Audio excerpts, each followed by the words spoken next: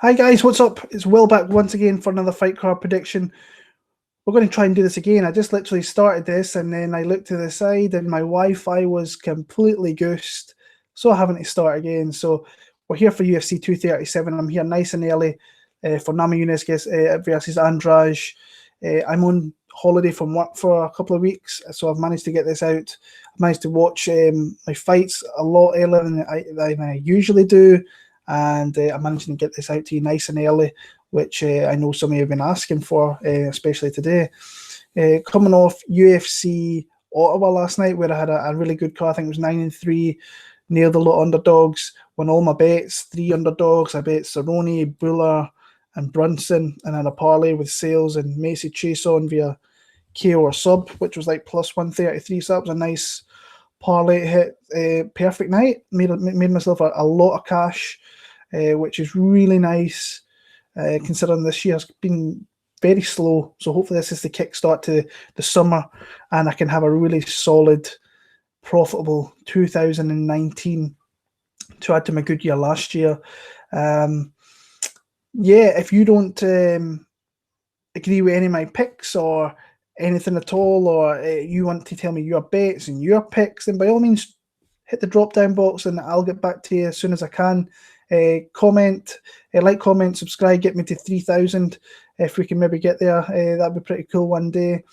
New show coming on Wednesday called The Cash Lift, and it's predominantly going to be about talking about my bets, any bets, betting talk that you want to talk to me about, any bets that you might have. Like I said, I don't claim to be a good bettor, but I do love talking about it because I do like to have a bet on the fights specifically, and I know a lot of people get in touch with me on the regular regarding betting. So yeah, that's gonna come on Wednesday and it's gonna be called The Cash Lift. So keep an eye out there. It's only gonna be 30 to 45 minutes long where I'll be answering some of your questions and talking about betting and perspective for that particular card. So yeah, come and join me for that. So we're gonna get into this card and we're gonna see if we can get through it fairly quick. So starting off in the women's bantamweight division, I think we're Talita Bernardo against Melissa Gatto. I like Talita on this one.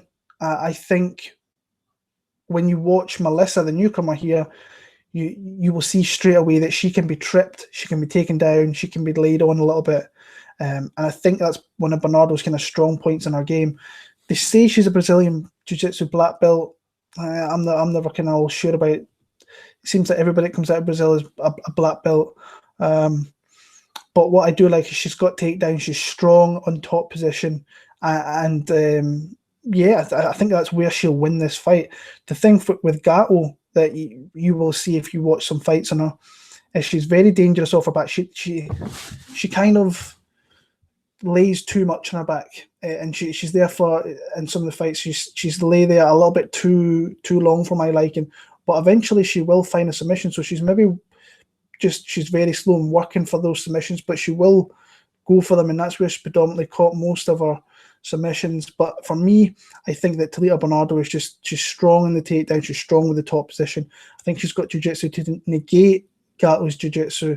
So maybe a late finish and or maybe a pretty comprehensive decision, but I've got Talita Bernardo in that one there. Warlley Alves against Sergio Moraes. Interesting fight here. Sergio's coming back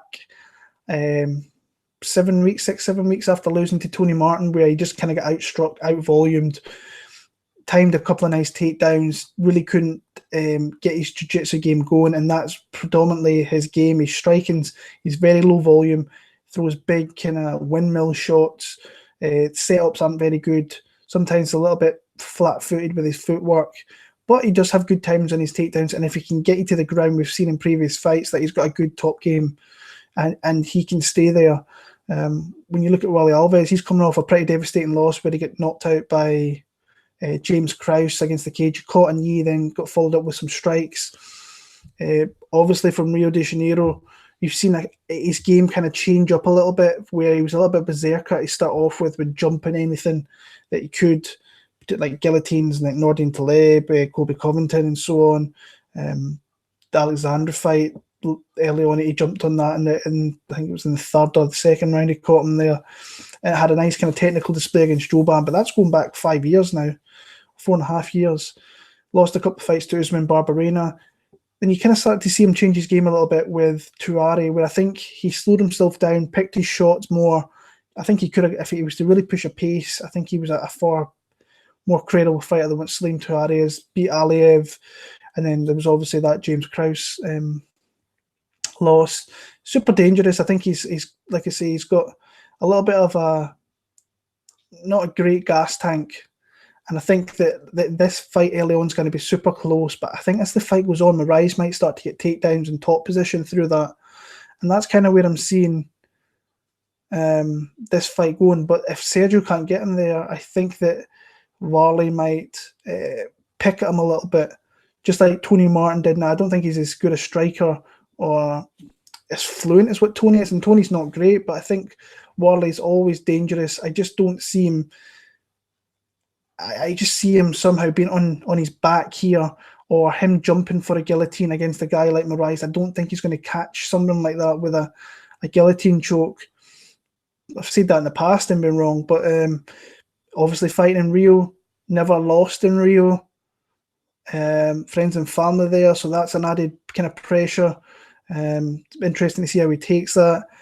I'm going to pick Sergio Moraes maybe for a late finish. I think his jiu-jitsu is actually far better than what Warlley Alves is.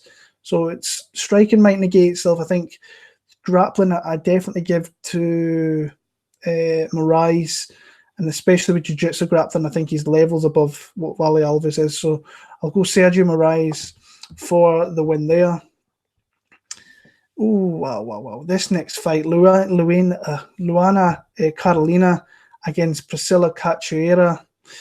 Like I said beforehand, flick the coin, see what it lands on, and go with whatever else there. Jesus Christ! This an interesting thing with this fight. When the betting lines opened, I looked at it, and Luana Carolina was plus 300, and I instantly thought, "Holy shit! Like, she must be really bad if she's a plus 300 underdog against Priscila, who really we've not seen a hell of a lot of in the UFC. She took a beating, like an absolute beaten by Valentina Shevchenko, then got kind of beat up for 2 rounds against Molly McCann. In the 3rd round, she showed a little bit of heart, great heart Molly with a shot to her orbital that completely gassed up her a left eye. I think she had to get surgery in that. But like super open, her head doesn't move off the center line, so she's there to be hit. Drops her hands in combination. She with anybody with kind of any speed with her hand, she's going to get hurt. When you look at Luana Carolina, some of her fights are actually quite funny. There's one fight, I think it was Anna Merlin, I think it was, where she just kind of pushed her against the cage, started landing elbows, landing knees, and like Anna was like, right, I don't really want to be here, and kind of semi-flopped to the ground and just kind of fell to the side like that, and kind of play acted like she was out, which was a little bit weird. Then I seen her against Mibeli Lima in Dana White's Contender Series Brazil. Got pushed against the cage a little bit there, but used a couple of good reversals to kind of really get her opponent against the cage, and then had some dangerous strikes there and won a fairly unanimous decision. This fight. I'll go the newcomer, but wow, yeah, hard fight to pick. I've actually no idea. I'll go with the newcomer to win in that one, but like I say, no, that's going to be the least confident pick as well. Who knows? Whereabouts are we now? Raoni Barcelos against Carlos Huachin. This was supposed to be Raoni against Said Nurmagomedov, and that was, I actually think it was my most anticipated fight in the whole entire card. 2 up-and-coming prospects who have looked great, but Said had to pull out, and Carlos has got the opportunity here. He's a guy that kind of really just plants his feet and swings, and he's been fighting on the Peru regionals, which, yeah, Peru regionals, yeah. But he's outgunned here in every situation. I think that Barcelos is a better striker. He's faster. when it comes to the ground game. I think he's more opportunistic. You've seen that in the Gutierrez fight where he worked his positions really well. Once he got into like a mount, he unloaded elbows, made Gutierrez just make that slight movement, and then his back take was so impressive, so quick, so deadly. Gutierrez was tapping. Then you look at the Holobaugh fight. I mean, that knockout was sick. And he was taking some shots. Like, he's got a chin on, a good chin on him as well as Barcelos. Can't really rely on that kind of too much, but took some big shots from Holobaugh, who's a big guy. Then he had like a 4-piece combo. Caught him with, I think it was a right-left, caught him with a straight right, uppercut right.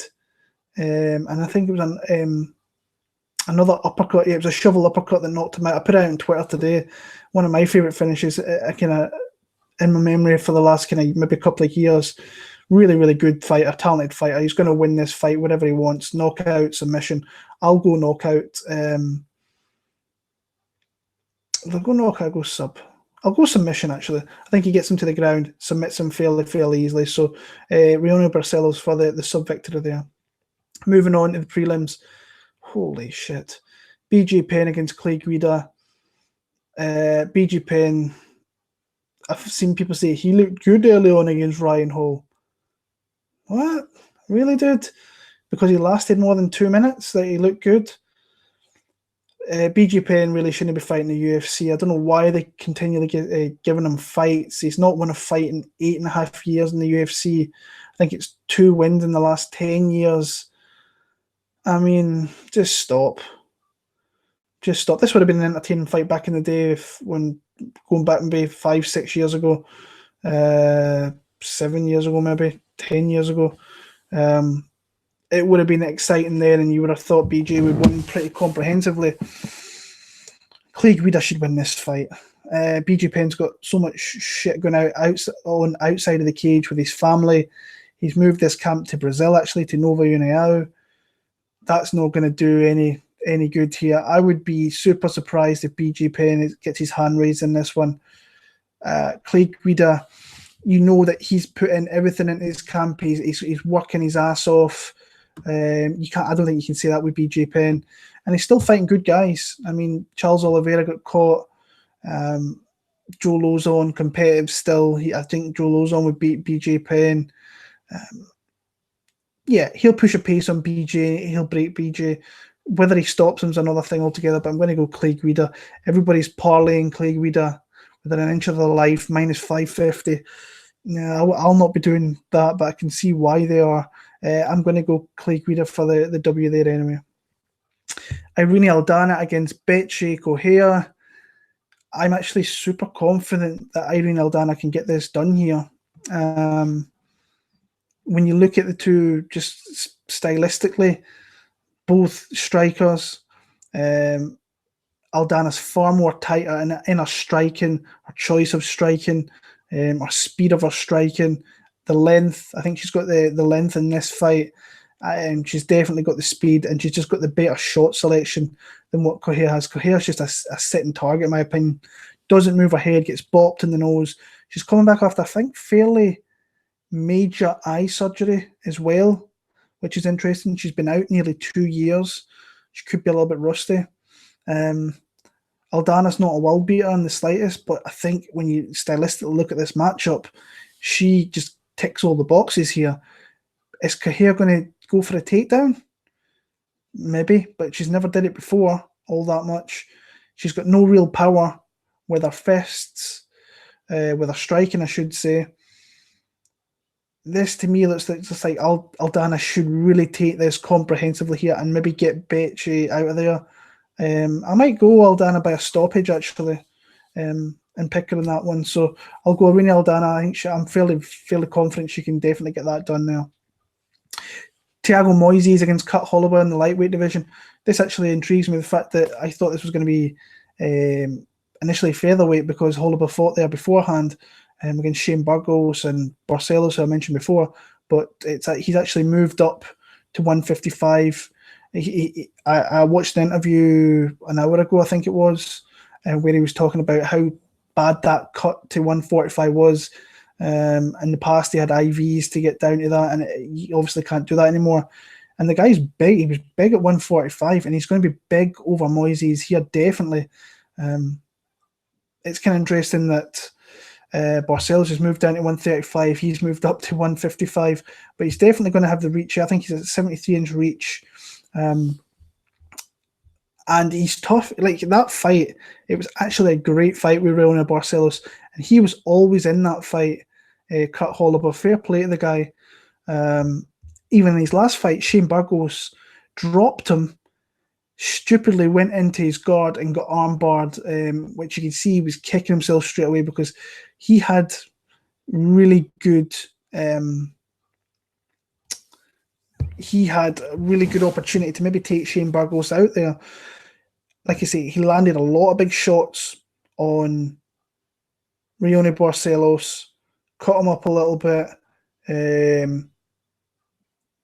got taken down, but managed to get back to his feet, got a takedown of his own.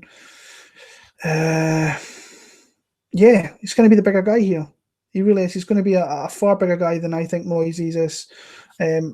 I was years ago, I was on, I thought Thiago Moises had the potential to maybe be a really prominent talent kind of coming through.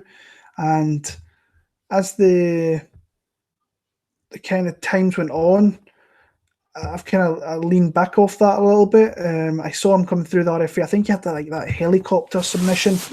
I remember the helicopter kind of armbar where he was on his back, pushed the guy up with his feet and kind of caught his arm in midair and caught him and obviously submitted him.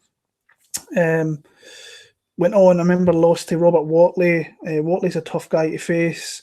Then I seen him on the Dana White show where he ran through that guy very, very easily. And then he got a really tough opponent, Beneil Dariush. But to be fair, Dariush was ripe for the taking in that fight. And he literally could not stop a takedown to defend his life. And he couldn't get off his back either. Was giving up positions. It's in every time he was moving, Beneil was kind of stifling him and then passing his guard just a little bit. I was expecting a little bit more from him off his back there. I really was. On the feet, I think Holobaugh hits harder. He's got better shots. The one thing I'm worried about here is that Moises might take him down, but I say Holobaugh is the bigger guy. But there is a little bit of an inkling here that Moises might catch him in a submission. That kind of scares me off potentially betting Holobaugh. But if this fight stays on the feet, I'm more than adequately picking Cut Holobaugh. So I'm going to go Cut Holobaugh actually to win via... is he going to have to stop Thiago in Brazil? Maybe. But I feel more confident picking Cut Holobaugh in this matchup actually. But I do fear that he could get submitted as well. So I'm going to go. I think he's the underdog. I'm going to take a shot on Cut Holobaugh in this spot here. So hopefully he can bring it through for me. And the main fight of the prelims here, we've got Rogerio Nogueira against Ryan Spann. I don't know about you guys. I'm not super impressed with anything I see from Ryan Spann. I think that he's got a lot of athletic gifts. 6'5", looks the part. Dangerous submissions. He's got some knockout wins there, a couple of them. We've seen him on the Dana White show where Carl Robertson came out and absolutely starched him with elbows. Went back on the regional scenes to LFA and got a couple of kind of notable wins, you could say. Myron Dennis and Alex Nicholson. Both kind of were in the round of UFC. I think Myron was on the tough show and Alex Nicholson fought in the UFC, won fights in the UFC. Then he starched Emiliano Sordi within inside 30 seconds with a beautiful guillotine choke. Then last time he went down to Brazil and faced Luis Enrique and actually did the job, which is a tough thing to do, come all the way down to Brazil and get the win against the Brazilian down there. But rightfully so, he outstruck him, used a nice long jab. He did get taken down a couple of times there. This fight here with Nogueira, like I said, I thought Nogueira was kind of done. And I picked Alves against him and he went out there and beat Sam Alves' ass. And it was nice to see him kind of run back the clock in that one there. And what he is known for is his hands. Won Brazilian Championship, Pan American Games. I think he won that super heavyweight. So really good hands. Not really. He's got a bit of a submission game. Not that you ever really see it. So if this goes to the ground, I think I would probably have maybe Spann having the advantage down there, just being maybe a little bit stronger, a little bit more, like I say, athletic. On the feet, yeah, I'm interested in this fight here. I'm really honestly not super confident in Ryan Spann. I don't know what his ceiling is in the UFC. I don't know what it is. Is it him beating a guy like Nogueira? Potentially. Nogueira is not a young cat anymore. He's 42. So you have to think this kind of speed is maybe on Ryan Spann. Interesting. Fuck it. You know what? I'm not overly impressed with Ryan Spann, so I'm going to take Nogueira to maybe win a swan song fight in the UFC. Like I say, I'm not. This might go on my least confident list, but I'm going to take a shot on Little Nog. Little Nog here to win again. That feels kind of dirty saying that, but Ryan Spann doesn't really impress me with what I see out of him. So, yeah, I'm go Little Nog. A dirty decision win. Moving on to pay-per-view here, we'll stay. We're in the lightweight division with Francisco Trinaldo against Carlos Diego Ferreira. Really good fight, a hard fight for me to kind of break down. Looking at Trinaldo, like I say this every time he fights, a hard bastard, just a hard old bastard. Coming with that Muay Thai kickboxing style, vicious, in your face, never really takes a back step.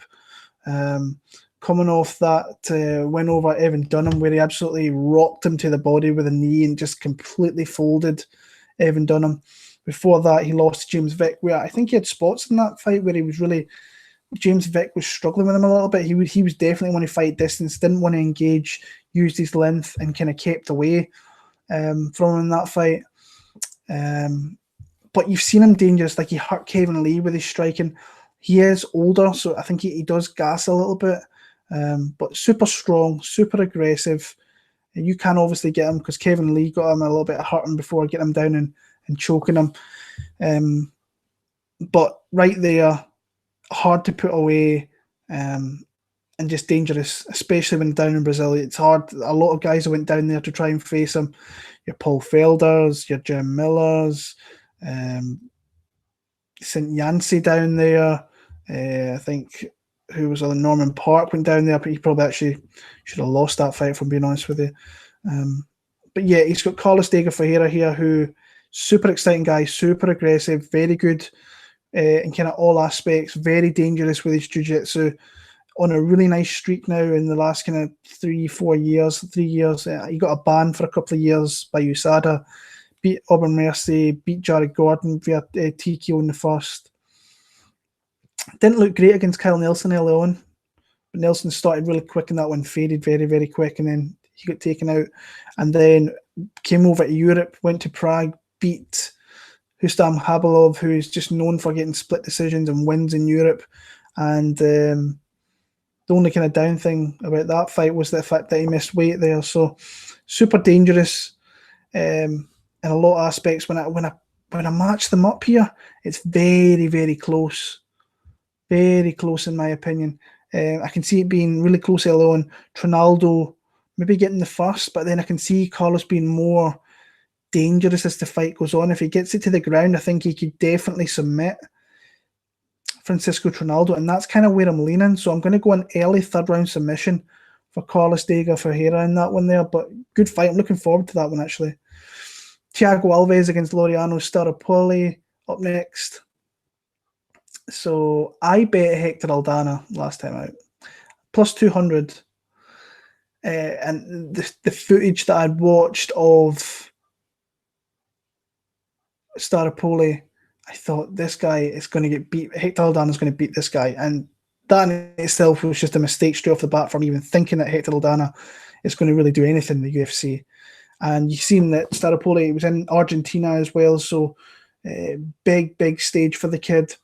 Came in there, looked good. You definitely see he didn't look like the same fighter that was on before his UFC venture, But going from Hector Aldana to Thiago Alves, now if I'm going to bet him against, if I'm going to bet Hector Aldana against him, then Thiago Alves at minus 110.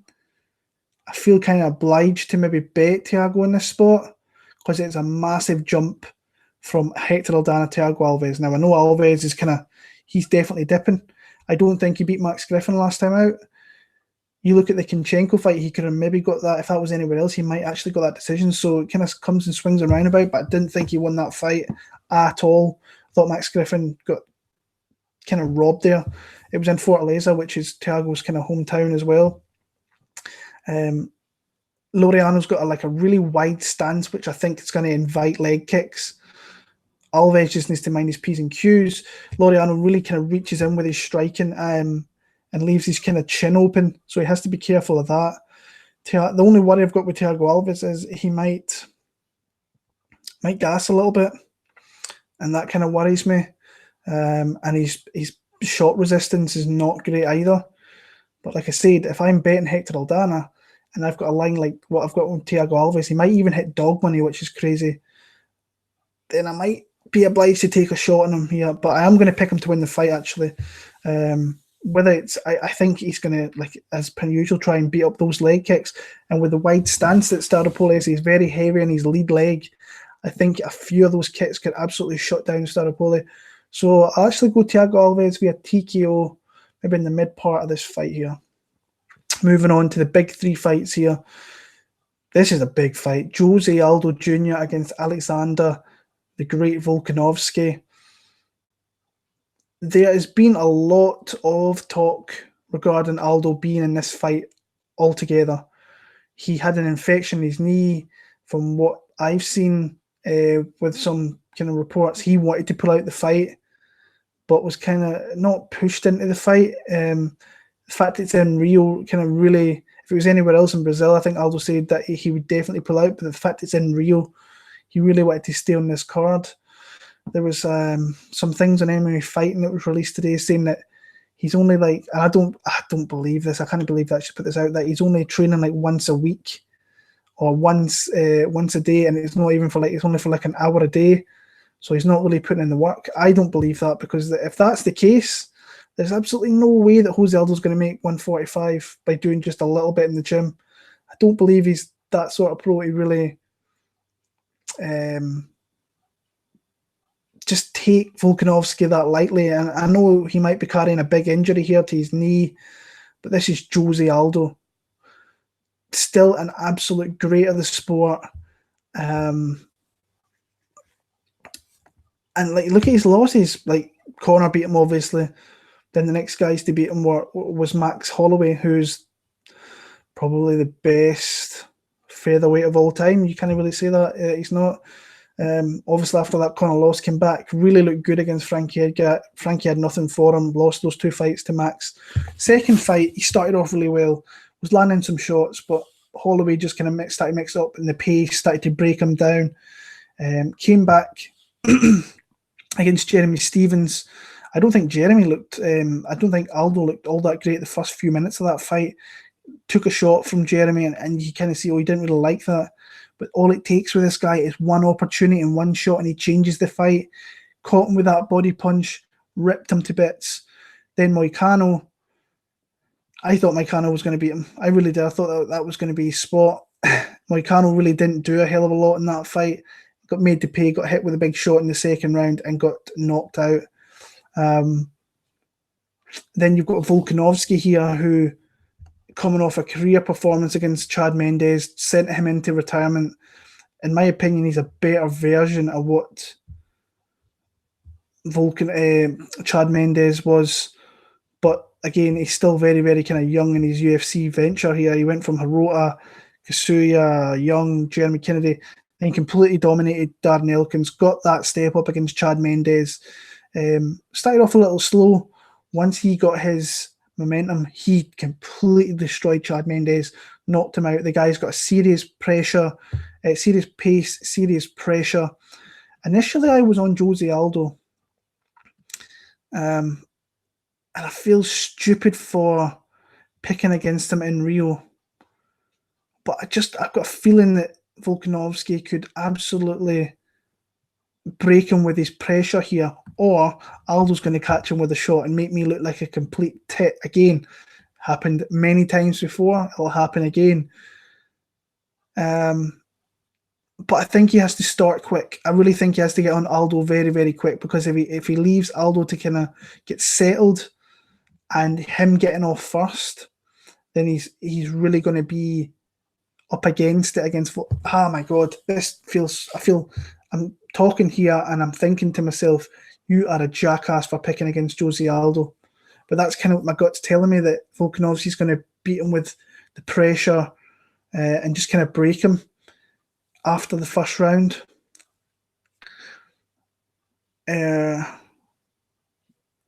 Yeah, I'm going to stick with my gut feeling. I'm going to go Alexander Volkanovski to maybe knock him out in the third round with ground and pound. Does that sound like a dick for saying that? It feels weird picking against Jose Aldo. It really does, if you're not the top guy. But Volkanovski, this could be the fight to really make himself into one of the best in that division. Wow. Yeah, I'm going to go Volkanovski, not super confident, though, as you can kind of tell by the way I'm mumbling and acting and flip-flopping a little bit. And yeah, I'm going to go Volkanovski, though, for TKO in round number 3. Co-main event, we've got Jared Cannonier against Anderson Silva. Again, I should want to pick Jared Cannonier here, but I'm getting pushed towards Anderson Silva. And I'm thinking, what are you doing picking Anderson Silva to win a fight in the UFC in 2019? The last fight that he did win, Derek Brunson, showed him far too much respect. This is what I'm kind of thinking with Jared Cannonier. He cannot come out here and show him that respect, because it's happened before. It happened with Izzy, but Izzy's just too good a fighter to really let that really take part of the whole entire fight. Where Derek Brunson, I thought that definitely happened in certain parts of that fight. But again, I think Brunson probably won that one, and I bet Anderson Silva in that spot. Jared Cannonier looked like an absolute monster in his last fight against David Branch. Completely destroyed him. If you see the difference from Jared Cannonier when he entered the UFC against Sean Jordan as a heavyweight to the absolute specimen he looked at 185, then what a difference, by the way.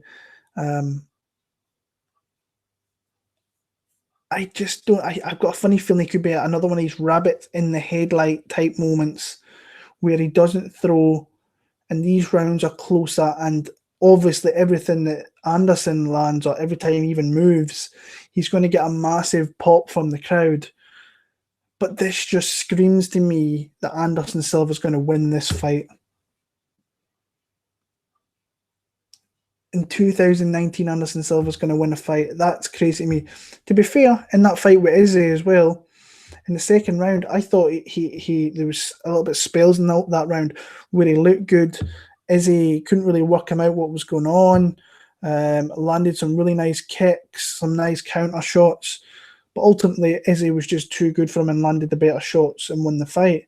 But yeah, his last win before that was 2012 with Stephen Bonner. So, wow. I can't believe him. Yeah, fuck it. I'm going to go Anderson Silva to win via decision that he probably shouldn't win, because if Cannonier, like I say, if he shows him no respect and comes at him, then I think he could potentially hurt Anderson Silva. But obviously, if he comes in super aggressive, he might walk onto something from Anderson Silva. This fight just screams to me that Silva's going to win. So I'm going to pick him. As bad as it is, picking against Aldo, picking Anderson Silva. Jesus. And the main event of the night. This is a good one. This one's had my attention for a long time. Since the minute the betting line was opened, I think that Namajunas was a plus 165. Caught my attention like that. I was like, oh, I want to look into that. I looked into it and I couldn't really get a definitive read on it. So I've left it for probably weeks now. Went back to it, and I think I've got a little bit of a better read now that the fight time is closer. The betting odds has went from plus 165. She's now plus 100, where Andrade is probably going to be the underdog by fight time. I'd be surprised if she's not. But yeah, you look at, we'll start off with Jessica Andrade, bulldozer, absolute bulldozer of a fighter. Little diminutive, like 5'1", 5'2", kind of like the female kind of John Lineker of that division, just kind of swings bombs. And that, like, the holy shit, that knockout of Karolina Kowalkiewicz, like, girls don't really, in those lower weight classes, don't really do that. And that was scary, clean, brutal knockout. But then you go the Tisha Torres fight, where she was just really walking Tisha down. Tisha really couldn't get anything off strike. Well, to be fair, she did get a few strikes off. She just couldn't get Jessica Andrade off her, and she just got bulldozed with takedowns. She got passed with ease and got beat upon for 15 minutes. Claudia Gadelha, she absolutely beat the piss out of Claudia in that fight, took her down, heavy ground and pound, easy passes, and that's what she's all about. She's just a bulldozer. She's going to come straight forward. She doesn't faint to the side. She's coming straight at you, and she's ready to rip you to bits, and she can absolutely do that, averaging like 3-4 takedowns a fight, strikes per minute. She's got a high output with that, so that's something that you obviously like. And being in Brazil is another thing. It's obviously she's going to be jacked there. It's a second opportunity to get a chance at the belt. She absorbs a lot of strikes, so that's something that I think she has to maybe not do as much. Then you look at Rose Namajunas, not fought in over a year, but I think that year is going to be good for her. I think she's going to be making strides in her game. I think that she fights smart, fights well to a game plan. You look at her 2 wins over Joanna. She came out there, obviously starched in the first round in the first fight, but the second fight, I bet Joanna again. I thought her output was just going to be the defining factor in this one here, and she definitely had more output, but definitely the more meaningful shots from Rose won her that fight. Absolutely, the shots she was landing were far superior to anything that Joanna was really landing. And initially, I thought when that fight was going on, I thought Joanna's got a chance here. Actually, the scorecards, I thought she's got a chance. And then see, when I watch it back now, I'm thinking, dude, that she was always really behind in that one. Rose was landing more meaningful strikes, fighting beautifully at distance, picking her shots. She's a really, really good range fighter. She fights at range very, very well, picks her shots very well, but she's going to have to watch what she's doing here, because obviously, I think she's going to have to obviously use lateral movement and make sure that Andrade can't get a hold of her, and try not get into positions where she's striking strike for strike with Jessica Andrade. I think Andrade can, obviously she can take you to the ground and beat you up down there. I think that Rose has got a lot of tools on the ground. I think she's very savvy. We've seen a lot of crazy submissions from her in the past, a long time ago. We've seen some in the UFC. I think she should use a similar game plan to what Joanna used against Jessica Andrade. Like, pepper her with shots, but pick your more meaningful shots. Like, Joanna was a lot of flim-flam, was just landing on Jessica and really frustrating her, was too quick. I think Rose has kind of got that as well, but I think her more definitive shots are a lot better than what Joanna and Jacek is. So ultimately, for me, I'm going to pick Rose Namajunas to win via decision here. What I like about this as well, I heard this a couple of days ago. She was offered this fight on 2 cards. UFC 237, obviously, in Rio, 238 in Chicago. She's from Wisconsin, which is not far away from Chicago, Illinois, I don't think. That was the easy way to have it, where Jessica's traveling and she hasn't got far to come over from Colorado. But she decided she wanted to go to Brazil. She wanted to face her down in there. She wanted the challenge. And that says a lot about the kind of the mental mentality of Rose Namajunas, because I've questioned it in the past.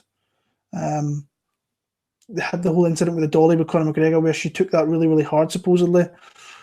So, yeah, she's had a full year off. Interesting to see how she looks. But I feel more confident picking Rose Namajunas. And I really should bet her at plus money now before it goes to her being a favourite. But I missed out the best line by a mile. I don't feel confident with that line anyway, so I'm going to sit back and enjoy this one. So, yeah, Rose Namajunas via a unanimous decision victory there. And that is my picks for UFC 237. Like you said, like I said at the start, if you don't disagree, then let me know. I want to know your picks. I want to know your bets. I'm going to be if you look in my page on YouTube, there's a community page where I'm going to put stuff every day, polls, who you think people should be matched up with next. So keep an eye on that and come and converse with me on there. Until next week for UFC Rochester, keep an eye on Wednesday night. The Cash Left first episode's going to be out, so keep a little eye on that. And until then, guys, I appreciate the support. I see you all in the chat there. I'm not going to end it. I'm going to get myself a cup of tea and get ready for Game of Thrones in the next hour. So all the best. I'll catch up with you very, very soon, and hope you win loads of money this weekend and you enjoy the fights. Peace.